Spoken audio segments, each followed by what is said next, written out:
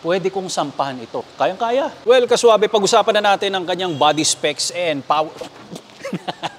Bigla sumara. Ay, nako, munti ka na tayo doon. Naku, laki ng wiper. I-try natin. Ang bilis!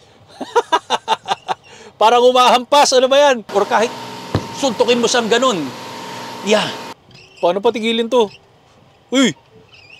Tigil! Kaswabe, this is the Tesla Cybertruck. Pero nais ko munang pasalamatan ang Speed7 Corporation for allowing us para magkaroon tayo ng review sa isang sasakyan na galing sa planetang Mars.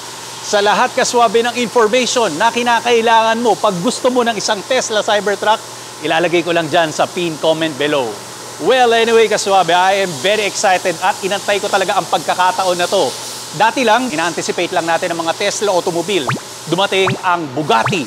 Sumunod naman, Hummer EV. Most anticipated ito and very controversial. Rival nga pala nito, syempre nandyan yung Hummer EV na nireview natin dati. Yung Rivian, hindi pa available yon, pero I'm pretty sure baka soon magkaroon yun dito. Ano nga ba yung mga swabe cool details nito? And paano siya magbe-benefit sa inyong lahat? Syempre ang exterior nito na mukhang refrigerator at parang triangle na nilagyan mo ng wheels.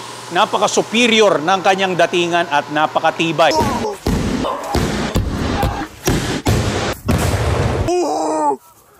After that, yung interior naman, and syempre ang inaantay natin, magkakaroon tayo ng test drive experience for this Tesla Cybertruck. Kaswabe, let's begin.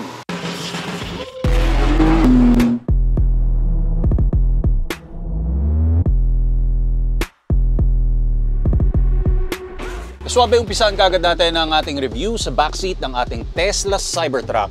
And it gives you a mysterious feeling and vibes dahil ang akala mo nasa isang malaki ka at superior na big SUV.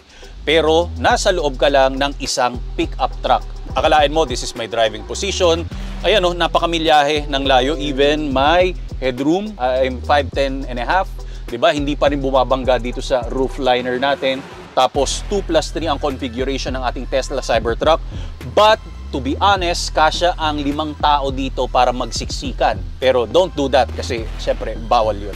Meron tayong back screen na touch screen dito. Ang akala mo, meron kang extra command monitor na infotainment system kasi napaka high-tech at maraming pwedeng pakialaman dito. Unang-una sa lahat, yung climate control natin, hindi katulad sa iba ito. Okay? Yung mga dipindot lang, yung mga indication lang, pero ito, moving picture or video, meron ka. Tapos nakikita mo yung pinakadireksyon ng ating aircon. Pero pag tiningnan mo, hindi mo makita kung saan lumalabas yung mga aircon. Pag ginalaw-galaw natin, lumalabas talaga yung shape ng hexagon tsaka ng octagon. Gives you an aggressive character. So, pwede mong i-adjust lahat yan, even the volume. Tapos yung mga seats natin, heated nga pala ito. Unfortunately, hindi available ang mga cooled seats natin. Even the music, pero ang pinaka-brilliant dito, dahil meron tayong Netflix at YouTube at nakita ko ang aking sarili as Rico Suave. Pwede kang manood dito, connected siya sa Wi-Fi, pero hindi ko lang alam kung paano lahat isineset yun kaswabe. Ang ganda ng pagkaka-laid out niya and flat yung ating footrest. Because syempre wala naman tayong transmission tunnel dito. Equipped nga pala ito ng 15 speakers and 2 subwoofers nandoon sa bawat door panel natin sa harap. Yung shape nga pala ng ating seat sa front dahil parang parehas to, very identical kung paano talaga yung mga Tesla. Sa lahat nga pala ng mga Tesla na reviews natin, i-check mo na lang to kaswabe, okay? Full panel na very durable glass roof meron tayo. Sa ating door panel, visible ang ating ambient light, medyo dumihin lang ito.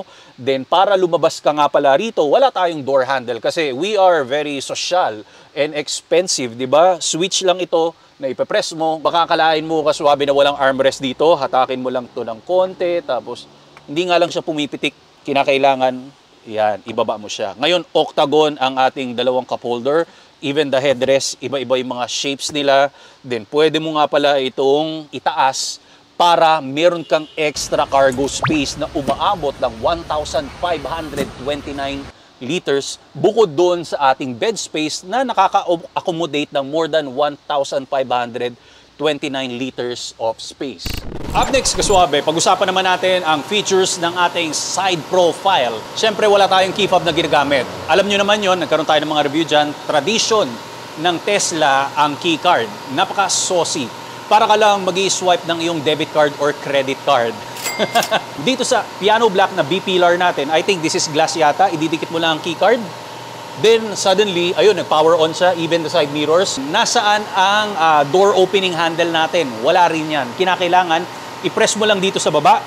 Okay?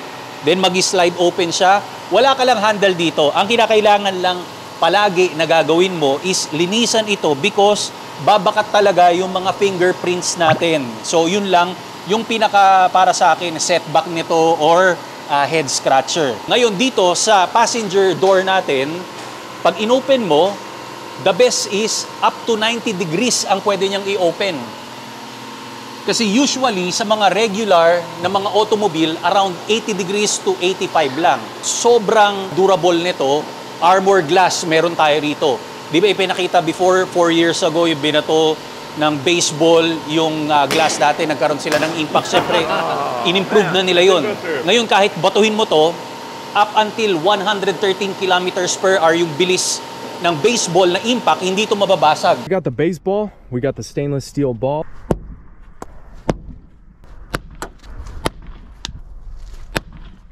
Or kahit suntukin mo siyang ganun, yan, ang tibay niya, okay? Exoskeleton niya, equip ito ng ultra-hard stainless steel. To give you some reference kung gaano kakunat at katibay ang pinto na to, ayan o, pinaghahataw ng steel baseball bat. May konting scratch marks pero walang visible dents. Eto namang si brother nakisawsaw pa, kaso wala ring silbi dahil tumabingi lang ang baseball bat. Some selected firearms hindi tatagos dito. Leveling up the durability test para at least kampante tayo na bulletproof talaga ang Cybertruck. First is the Thompson Submachine Gun 45 caliber. Glock 9mm. Shotgun impact from 1,200 feet away. For the ultimate test is the C4 explosive in comparison sa door panel ng F-150 versus the Cybertruck. So cool though. But it's sealed shut. Dude. No hole. Hole. Hole. No hole. Pero pag malalaking bala na talaga, meron pa rin chances na lumusot pa rin. Pero may ilang sadyang lulusot pag ginamitan ng big, fat, and long 50 caliber sniper rifle. Ibig sabihin, kung i-compare naman natin ito sa other automobile, ito pa rin ang mas pinaka-safe pag nagta-travel ka. Introducing Autosport. Kaswabe, this one is the world's most innovative mobility scooter that we can get para sa ating lifestyle and sa mga kababayan natin na PWD. Madali lang to. Comes with 2 separate parts na pwede mong gawing trolley at the same time. Installed nga pala doon sa harap ang iyong illuminated LCD display for you to see the performance and enhanced lighting system para sa safety precautions pag nasa road ka or sidewalk na pwede mong ilagay sa sports car or regular car na trunk kasi maliit lang ito and very lightweight. Within seconds, ang dali lang i-assemble. Up to 10 speed ang kanyang taglay and 10 kilometers per hour ang kanyang maximum na pinartneran mo ng shock-absorbing flat-free tires for advanced performance and auto braking system. At hindi lang sa kotse, mantakin mo pati sa tren, pwede. And flight approve ang ating baterya. Meron tayong lisensya. So, ibig sabihin, pag nag-travel ka around the world, kayang-kaya mo itong ilagay sa cabin at ibaba mo, ma-assemble mo kagad ito. Ang design nito ay talagang super passionate sila para ipakita sa inyo ang performance. So, ganun lang yon. Be active, be free, be yourself by Autosport. Ang link ay nasa description below para i-check mo na lang kaswabe. Ngayon, para sa akin, huwag ka lang magpapasagasa sa Tesla Cybertruck dahil mayuyupi ka rito. Hindi sasabog yung katawan mo, para kang dinaanan ng pison kasi it's very flat dito sa harap niya. Anyway, everything here is gigantic and enormous. Umpisa na lang natin sa kanyang full LED light bar. Ayan, ang haba-haba. Sobrang slick ng dating niya. Ang main beam headlights on both corners natin, makikita even the turn signals. Recovery hook, nandito magkabilaan. Good yung kanyang ride height. Pero ito yan, yung front windshield natin, sobrang laki. Ang akala mo, hihiga ka na lang sa kama. At pinartneran pa yan ng napakalaki at mahabang wiper dito. Kanina, kinakalikot ko dun sa infotainment system, sadyang na-turn on ko, nag-engage yung wiper natin. Akala ko dahil malaki siya, slow moving lang. Yun pala, dali-dali siya, humahampas talaga, kinabahan ako. Your voice command, yung wiper. Naku, laki ng wiper, itry natin. Ang bilis! Parang humahampas, ano ba yan? Tama na, tama na. Ala. Paano pa tigilin to? Uy! Tigil! Teka. Ayun! Hold off! Grabe! Tama na. Kinabahan ako. Woo! Parang yung galawan niya mga small wiper eh. Pero hindi niya lang na-cover lahat ng front windshield sa sobrang laki hanggang dito lang. Ayan. Straight. Nilagay nila sa isang side para nga naman mas maging seamless yung ating front windshield. Kasi ang sagwa naman, pag etong wiper, inilagay mo rito sa gitna, at syempre, yung pinaka-angle na kukunin niya, baka mas mahirapan siya. At least ito, napakaganda ng ating aerodynamics, yung airflow, dire-diretso. Ang iyong wheel arches is very aggressive kasi hexagon na rin ang kanyang shape. At makikita mo, meron kang camera na naka-equip rito and silver on silver na script na Foundation Series. Anyway, usapan naman sa wheels and tires natin, this is enormous. 285, 65 ang kanyang sidewall and R20. This is the entry level ng kanyang ride height. Pero pwede mong pakialaman sa ating infotainment system para umabot ka ng 18 inches na ride height. Ngayon, itinry ko ang Starbucks na venti, inilagay ko rito, halos 2.5 ang kaya mong pagpatungin. Ganun siya kataas, kaya perfect na perfect to sa off-road. Kasi syempre naka-air ride suspension tayo. And of course, yung mga pinag-uusapan natin kanina about sa kanyang lift suspension. Grabe, ganito kataas. Actually, kasya na yung ulo ko eh. Yan o, angat na angat. Yan yung race level niya. Na-discover ko din na everything is fully sealed underbody. Well, kaswabe, pag-usapan na natin ang kanyang body specs and power. Bigla sumara. Ay nako, munti ka na tayo doon. Buti na lang, attentive tayo. Quick response. Take 2 tayo. May nakita akong video na nag-try yung daliri ilagay dito. Ang talas ng mga bawat sidings nito eh. Siyempre, ayaw natin mangyari. Naging bloopers tuloy. Ngayon, pag-usapan natin ang body specs and power specs nito, okay? This one is a dual motor. Meron din available na tri-motor, which is the Cyber Beast. Yun, nasa 824 horsepower or 820 plus. Ito naman, this is 600 horsepower and 715 Newton-meter of torque. Pag ikinumpara natin doon sa Hummer EV na pickup truck, that gives almost 1,000 horsepower. And ang maganda niyan, kaswabe, this is lighter. Kumbaga parang sa mga sports car, di ba, the better, the lighter the car, mas magiging nimble siya. This one is 6,900 pounds.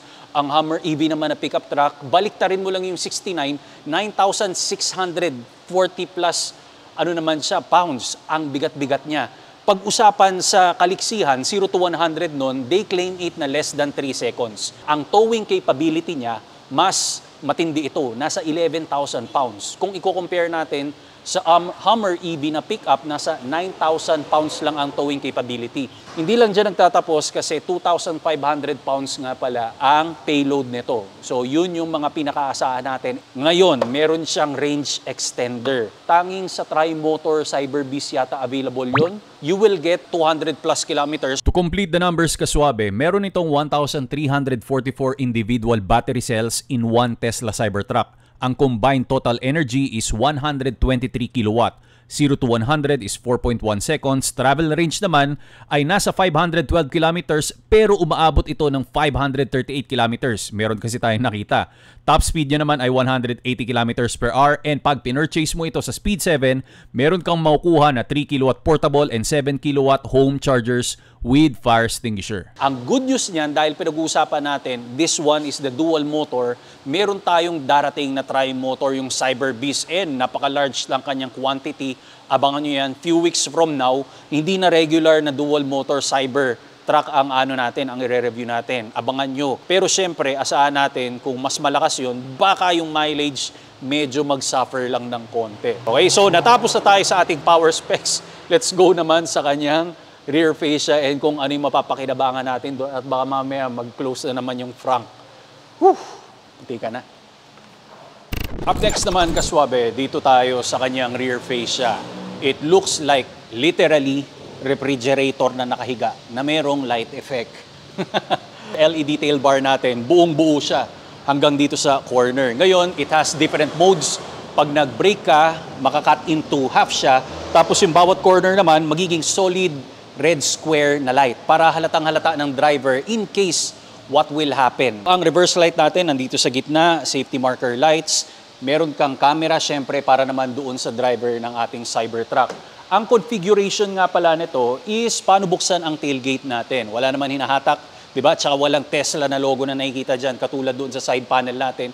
Foundation series ang pinaka-script na silver on silver. Pag pinrest natin ito, meron kang soft closing with LED strip lights para sa bed natin, which is 6x4 naman ang kanyang sukat. Again, ang payload capacity natin is 2,500 pounds.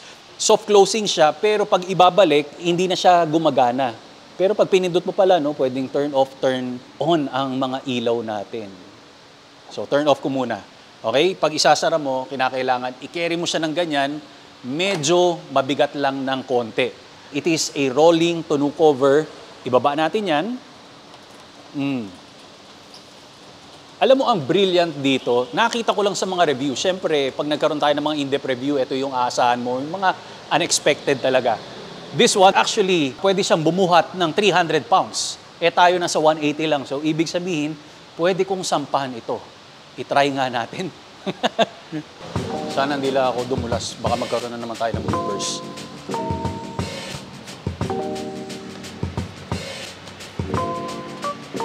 See? Oh, kayang-kaya.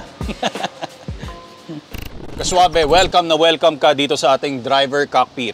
Everything is minimal. Napakalapad ng spasyo dito. Hindi ko maabot yung camera ko, kaya kinakailangan maglakad ako pa kabila pag magsushoot na ako. Okay, wala lang si paring Obid. Ngayon, ang nakikita kong missing dito, wala lang tayong gauge cluster. Kasi everything, lahat ng indications, lahat ng setting, lahat ng kinakailangan natin na pakialaman nandito sa landscape natin na high definition touchscreen infotainment system na almost 20 inches. Saan ka nakakita ng ganyan? Pero unfortunately, hindi lang siya tumatayo kasi parang kalaban yata yun na na infotainment system. Dun sa letter B, yung start niya. Ito yan. Wala akong nakikita rito na gear selector. Kasi sa center console, wala. Dito rin sa taas. Dito sa upuan, wala rin. Even sa steering wheel, wala kang pwedeng pakialaman dito. Hindi uso ang shift paddles. Makaluma na yun eh. Nandito sa ating infotainment system, pwede mong i-slide gamit ang iyong hintuturo. Pag slide forward mo, pupunta ka sa drive, and sa likod naman is pa-reverse, tapos sa gitna is the park. Kinakailangan mo lang mag-ingat dito kaswabe kasi baka mamaya bigla kang umarangkada. Ang mga impressive dito, kung masyadong overload yung mga information dito sa right side, ang daming pwedeng pakialaman dito eh. Ito sa left side, you have the Tesla Cybertruck chassis. Meron kang shortcuts or favorites na pwede mo nang pindutin kung ano yung mga kinakailangan mo. For example, yung front natin and even yung ride height. May mga icon siya, pwedeng high, medium, or entry lang. Because ang entry natin is 12.45. Still, that's very impressive kasi pagdating sa Hummer EV na pickup truck, nasa 11-inch ang kanyang entry. Pag tinaasan mo ito, aabot siya ng 18 inches. So isipin mo na lang kung gaano kataas ang wading depth nito or wading capacity. Hindi ko na pinapakialaman. Gusto ko standard lang tayo. The tonneau cover and even the tailgate. Black and white lang yung pinaka-surface dito pero alam ko, Planet Cybertron ito ng Transformers. Biro lang. Kung doon, heated lang yung seats natin, meron ka ng pampalamig dito or ventilation. Ang steering wheel, pwedeng heated rin. Tapos, meron kang camera dito na icon. Meron ka sa harap, meron ka sa left and right. Yung sa likod, hindi lang available kasi meron ka namang rear view mirror. Pero kung ano yung pinagkalaki-laki ng spasyo dito, yun yung binigay sa'yo na cute na rear mirror. Pero meron kang forward-facing camera. Pag nag-drive ka naman, pwedeng mapunta rito sa infotainment system at pwede mo silang baguhin ng pwesto. Malalaman natin yan sa test drive. Ito, very brilliant and unique. Kasi yung LED map lights natin, isang strip siya na ganun. It mimics kung ano yung nasa harap natin na full LED light bars. Iparamdam mo lang sa kanya ang skin ng iyong hintuturo. mas magbabrighten na siya. Yung hazard dati na switch, nandito lang, you have to touch it. Pero ang alam ko, pag nag-low battery mode ang ating Tesla Cybertruck, bukod dito sa ating infotainment system, lalabas yung mga gear selector dito. Nakaisang linya siya. Ngayon, it's not yet visible because 100% ang ating baterya. Ang kakaiba rito, dahil full glass, syempre ang windshield natin na pagkahaba-haba, pwede mong, ayan, ibaba to, dalawang fold yan eh. Ayan. Oh. Na-cover yung banda dito sa eye level mo. Pero ang problema, lumitaw naman dito sa taas. So meron kang vanity mirror with vanity lights, kaya lang warm ang kanyang mga bumbilya. Hindi katulad dito sa map lights na strip na very bright, kulay puti. Ganon din na makukuha rito sa ating passenger. Talking about sa infotainment system natin, camera, meron kang Spotify. Also, you have the Tesla Theater, Netflix, YouTube, tapos TikTok. Hindi ko alam paano to, magbabrowse-browse ka ng TikTok. Pwede ba mag-post dito ng story? Hindi ko lang alam. You have an invisible na mga air vents. Hindi ko ngayon malaman kung nasaan.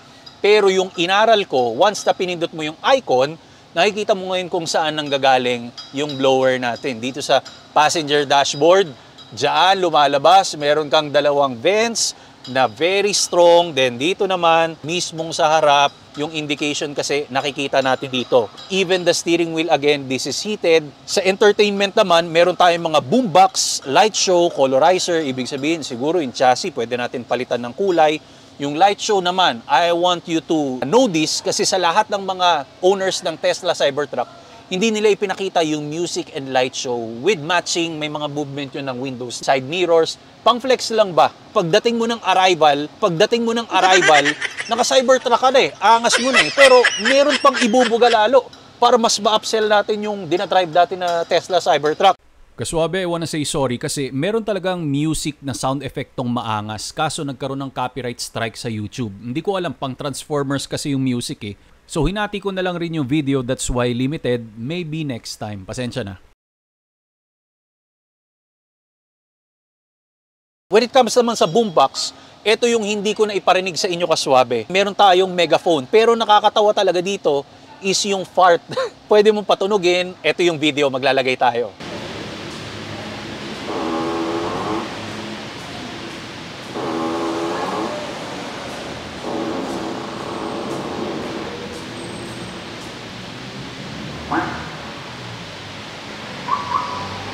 After nyan, pwede ka mag-edit ng iyong sariling sound effects, even the sketchpad, when you are talking the business, or pag nagne-networking ka, it's you, left and right, yung referral mo na ganito. May picture ng Mars dito para mag-transform yung mapa natin into Planet of the Apes. Ay, Planet of the Mars. Planet Mars. Ano yung titong Mars? At syempre, yung mga seats natin, it's very aggressive. Kinakailangan saluhin tayo nito. Power adjustment lahat ito. Yung lumbar adjustment, medyo pa-concave nga lang and angular yung shape. Napakagandang detalye. Even the tread plate ng Cybertruck natin, ang ganda, ang unique niya kung titingnan natin. The accelerator, sobrang haba at ang laki. Yung brakes natin, ang lapad din. Yung dead pedal, salong-salo yung paa ko. Naka-Yeezy ako, di ba pag naka-Yeezy, mas malapad pa. Pero walang problema dito. But some other na mga automobile, yung kalahati lang ng paa yung nagkakasya. Tapos yung center console natin, syempre you have the space here. Okay, pwede kang humiga at sumide view rito. Nilagay ko lang ang aking kape. Pero at least panalo lahat kaswabe ng mga spaces natin dito sa ilalim. Yun ang pwede mong ipagmalaki dito. Ngayon sa infotainment system, nakalimutan ko rin ipaliwanag na pagbubuksan natin ang glove box compartment, it is a glove box drawer. Once you press this, yun yun, no? Parang may magic. So pag isasara mo, itap mo lang yan. Pero pag ayaw mo dyan sa infotainment system, para kang humimas lang ng ulo ng tuta, medyo tapikin mo lang ganun. Ayan, nagsasara na siya. Of course, of course. Itong manibela natin, mukha siyang melted na hexagon ang shape. Hindi ko pa nakikita kung gaano ka responsive. Pero ayan, no, tinan mo yung kamay ko. Kayang-kaya niya ng sakupin eh. It's like a video game. Oh, left and right and switch. Yan, tapos this is your high beam. Ayan, nag-high beam siya. Para naman i-access natin yung 360 camera, which is, ayan, naka-navigation, tapos lumabas yung camera. Ito for voice command, your voice command. Walang Tesla na nakalagay dito or any katulad ng Foundation series. Ayan o, makikita mo, triangular shape na minimal. Dito naman sa center console, meron kang octagon cup holders na dalawa katulad sa backseat tapos dalawang wireless charging pad. Malapad ang center armrest, ang storage niya naman malalim kasi lalagyan ito ng mga microcars. So kaswabe, this is it. Magkakaroon na tayo ng test drive review. Ang nakalimutan ko nga pala, hindi ko na-i-discuss sa inyo kung ilang liters of space ang kasya rito. It is 1,960 dito sa bed space natin. Tapos dun sa second row is nasa 1,529. Ngayon, hindi ko alam kung yung number na yun talagang ano siya, pinaka maluwag ba sa lahat, even sa mga SUV pag kinumpare natin. Pero ang alam ko nasa 3.6 yung pinakamalaki. Ito, umabot siya ng 3.7 or 3.8. Lagay na lang natin yung pinaka-specific. Then kung makikita nyo, kaya dumami talaga. Ito lang naman yung bed space natin. Pero may additional platform ka rito kasi pa-triangle nga siya, di ba? Increasing yung bodywork doon. Ang charge port, see? Meron tayong charge port doon. Dito naman siya isinasaksak. So i-press mo lang yan. Tapos yung icon ng Cybertruck, ayan o. Glowing. Diyan mo lang ipapasok yan. Something good to know.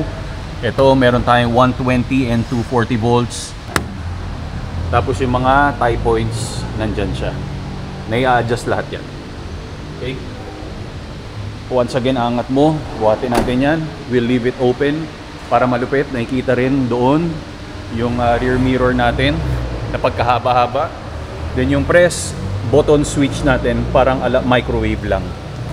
Yan. Meron siyang popping na effect para mas madaling hatakin. So now we are ready to drive. Yan. Kasama lang natin si Brother Diego. Ay, hello. Ayaw niya magpakita, camera shy. So ito again, yung manibela natin. Ang tawag nila rito yung evolution nga ng yoke style na steering wheel coming from other automobile ng Tesla. So i-try natin, hindi pa natin to na-experience eh. Ang first challenge natin ay lumabas ng gate dahil naninibago lang ako sa dimension ng ating Cybertruck. Sa lapad naman kaswabe, sanay naman tayo sa mga full size na vehicle. Pero syempre ito yung haba eh. Mas mahaba to sa Hummer ng 3 inches. Tapos yung visibility sa harap maganda naman. Yung bonnet pala medyo kinakailangan makabisado natin yung tansya. Kumbaga intuition na lang yung papaganahin natin dito. Ramdam yung deceleration niya once na na ina-accelerate mo siya, tapos may pigil talaga. So that's the time na re-regenerate yung kanyang energy and power. So here we go kaswabe. Isasabay na namin ang pagkuha ng coffee. Meron tayong drive-thru na challenge. Press switch nga lang pala or button ang pipindutin natin. We don't have any lever. So kinakailangan gumana ang ating brain cells. Mukhang lahat sisindakin talaga eh. Okay, officially, nasa kalsada na tayo at wala tayo sa shop na. A few moments later. Uy, ang ng manibela. Ang quick nung respond niya. Konting usog mo lang, konting maneuver. Ramdam mo yung pag-turn niya kagad. Nasa tayo. Unahan ng stoplight para pag-go. Diba? Pindot, rapid acceleration. Joke lang. Nga pala, ang Tesla Cybertruck natin, ipinahiram ito sa bagong owner.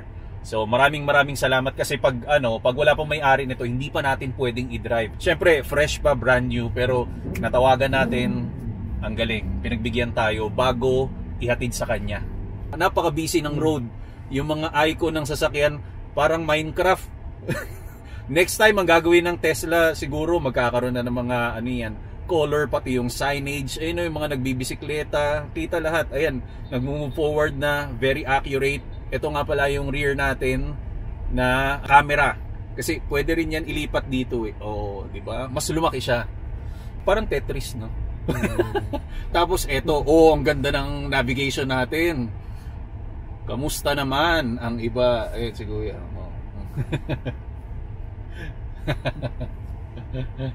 Go na. Let's go. Ang sensitive ng manibela, no? Parang nasa yate ka lang pag nagda-drive.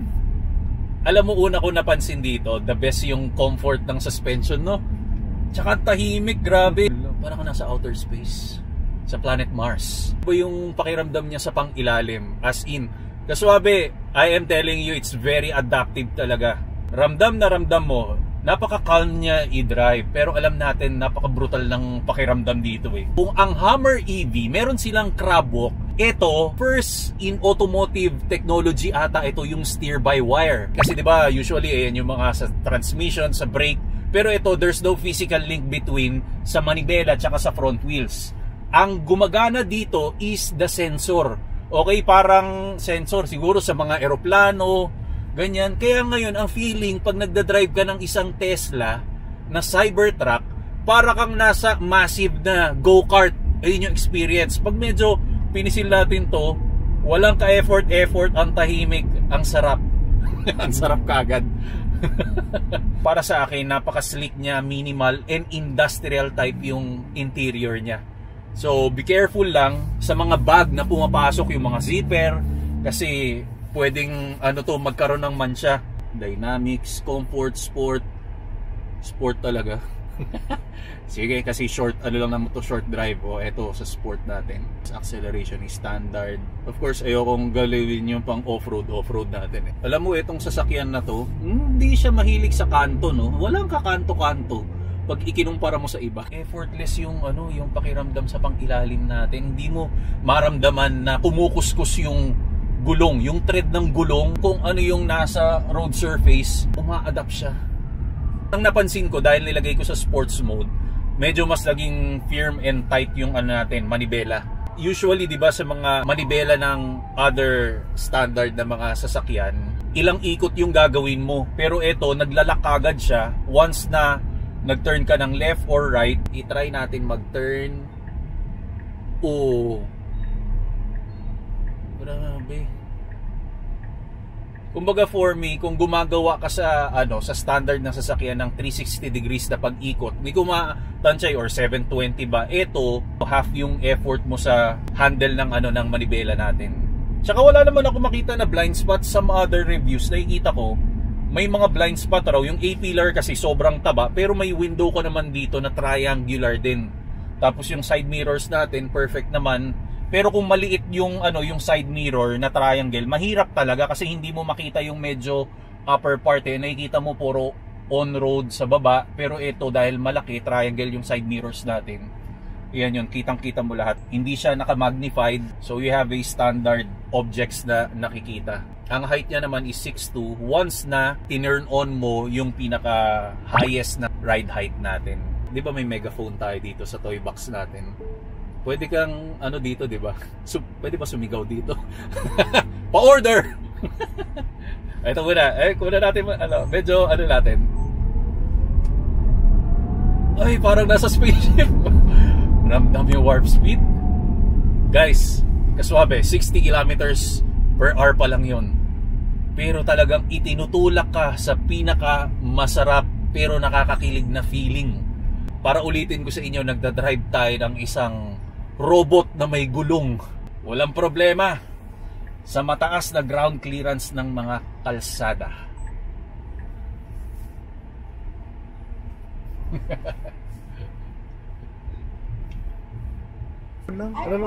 Sige, ko muna. Isang Ice 20 Americano.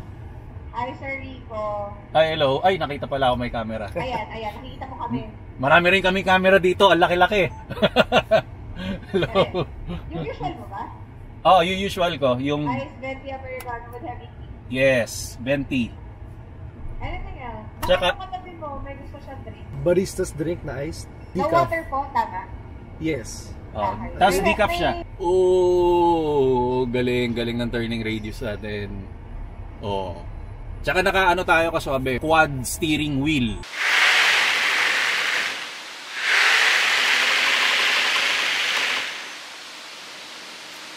Para mas maging nimble.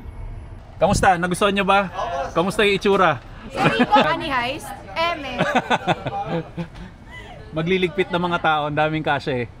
Ayun, Starbucks natin dito sa ABS. Pwede natin pag-ipunan to. Million lang. O, pagsama-samahin natin yung pera natin. Mga 20 na mo ka-front mo, Perez. Nakasya tayo dun, o diba? Oo At nga. least nalaman ng mga tao.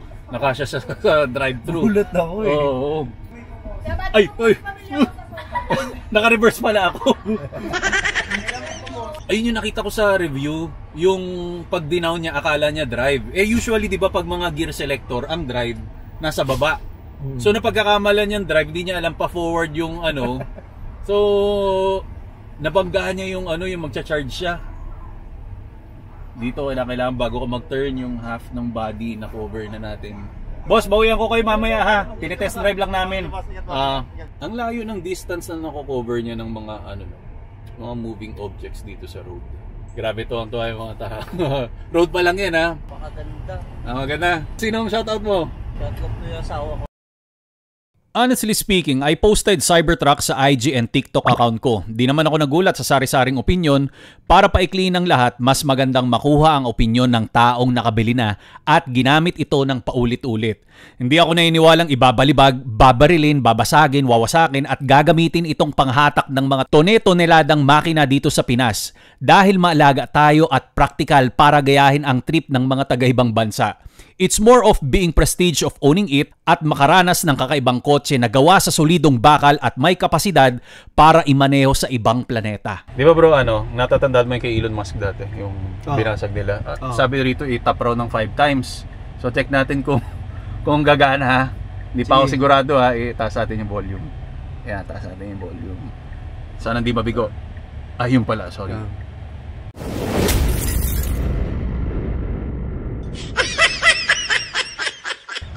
Oo, gawa na. Nabasag yung infotainment. Pati dito sa kabila. Tapos kung ano yung conversation nila, yun yung ano. Galing. Ang galing na, di ba? We had a great time sa Cybertruck, lalo na yung pinark namin. Kumuha kami ng thumbnail. Lahat na naglalakad, talaga magkakaroon kayo ng conversation. Yung mga sasakyan, hindi mo alam kung nananadya sila pero nakatingin sila sa sasakyan. Tapos nakilala pa tayo kanina, may tumawag pang Rico. Parang siguro tinatanong niya, bakit walang balbas? Parang hindi sure kanina, Rico? Sabi gano'n. Sorry, wala muna tayong suabe moves ngayon. Babalik yan mga 2 weeks from now. May mga movie pa tayong sinushoot eh. The driving feel is hindi lang siya parang mga pang-purista na mga pick-up truck na driver. Kasi it feels na massive SUV or car-like na nga eh, parang mga Tesla talaga na sedan yung dinadrive mo. So, yun lang yung yung medyo mapapansin mo sa kanya. Kung dadaanin mo sa mga overlanding, talagang ang dami mong pwedeng isiksik dito. Halos ilang tao ang magkakasya dito na spacing. Mileage natin umabot ng 500 kilometers, which is may range extender nga. Ang aakalain mo, it's very difficult to drive. Once you hop in here, konting kabisado lang, mabilis ka naman makaka-adapt kagad. Mag-ready ka kasi kung ikaw as a tao, wala kang confidence sa sarili mo, pag nag-drive ka ng Cybertruck, tataas ang iyong confidence level to the moon, to the planet Mars. So dito lang yan sa Speed 7. If you are an interested buyer ka, seryoso ka, pwede ka mag-visit dito. So siguro sabihin mo na lang, ay nakita ko kay Rico Suabe, para magkaroon ka ng suabe na transaction.